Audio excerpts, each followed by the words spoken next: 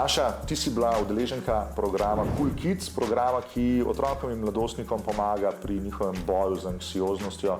Da mi povej, kaj točno ste vi delali v tem programu? Ja, program smo imeli enkrat na teden.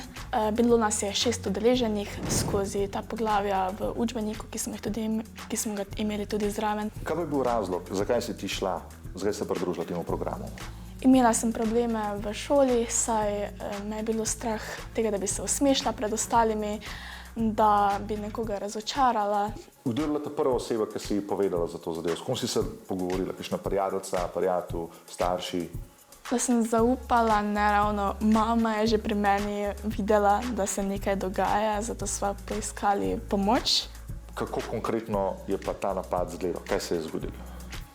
Se pravi, začela sem zelo hitro dihati, zato nisem dovolj zraka dobila in me je začela glava boleti, vrteti se mi, začela sem se tresti, mišice so se mi nekako zaklenile, da se nisem mogla premikati in sem bila samo v tistem misli.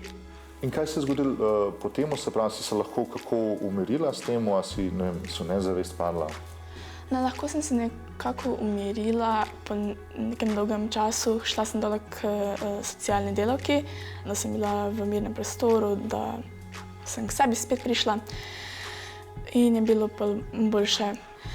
Če imam panični napad ali pa če me nasploh zagrabi panika, poskušam nekako umiriti svoje dihanje, ker začneš zelo hitro dihati, zamrzneš in se moraš čim bolj umiriti, zato dam roke lepo pred usta, tako da bi se jih hotela pogreti ali pa kaj. Tako da vdihnem tisti izdihan zrak, tako da bolj pravilno izdihnem, potem se probam nekako zamotiti, da svojo pozornost preusmerim na nekaj drugega, recimo štejem oziroma poimenujem predmete pred sabo na mizi, pomagam si s temi prizemljitvenimi tehnikami, ko sem izgubljena v mislih ali pa kaj, da se vrnem v prostor in čas. Kaj bi bil pa tvoj nasvet za mladostnike, ki doživljajo podobne stvari, kot si jih doživljala ti? Čim prej si najti nekoga, s kom se lahko pogovoriš, da veš, da nisi edini, ki se mu to dogaja in nekomu, ki mu lahko zaupaš.